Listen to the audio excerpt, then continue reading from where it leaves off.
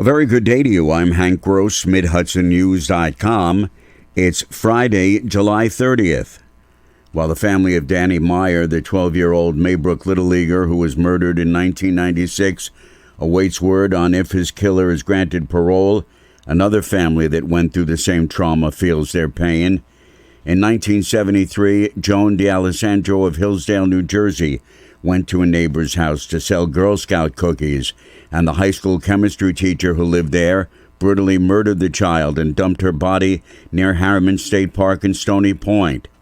Her mother, Rosemary, told Mid-Hudson News that it is pure torture for the mother to relive the horror of the event when a parole hearing comes up every 2 years. She's not free for 2 years. If she's free 6 months, depends upon the person. She'll have 6 months.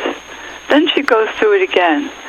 So it's almost like what you're doing is psychological torture. For the D'Alessandro family, that part of their journey is over. Joan's killer, Joseph McGowan, died in prison this past June. She plans to convey her thoughts to the New York State Parole Board in hopes of convincing its members not to grant parole to Juan Pinato, Danny Meyer's killer. Orange County Democratic Party Chairman Brett Broggie has called on Republican State Assemblyman Colin Schmidt to stand with cops and denounce the radical QAnon House Republicans, his words. Broggie's comments followed this week's testimony before a House Investigations Committee into the January 6th insurrection where police who were beaten and injured defending the Capitol testified about their ordeal.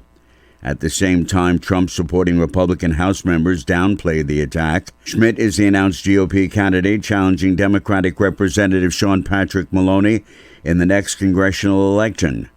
Broggie says Schmidt, in his words, cheered on a busload of protesters going to the Stop the Steal rally in Washington. But Schmidt spokesman Taylor Wyanath, meanwhile, called the assemblyman, in his words, the most vocal advocate for law enforcement in the Hudson Valley. The Preservation League of New York State and their program partners at the New York State Council on the Arts have announced their Preserve New York grantees for this year. In Orange County, the Chester Historical Society will receive $5,200.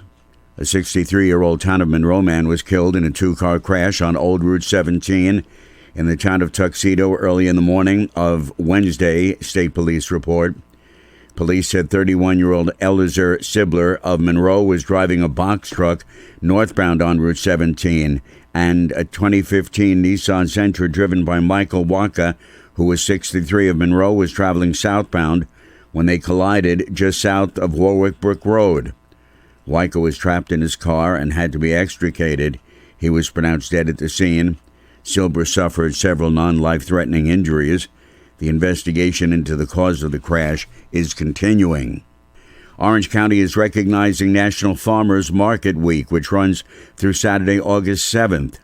Buying products from any of our great community markets is a wonderful way to support our local agricultural industry, says County Executive Stephen Newhouse. I'm Hank Gross, MidHudsonNews.com.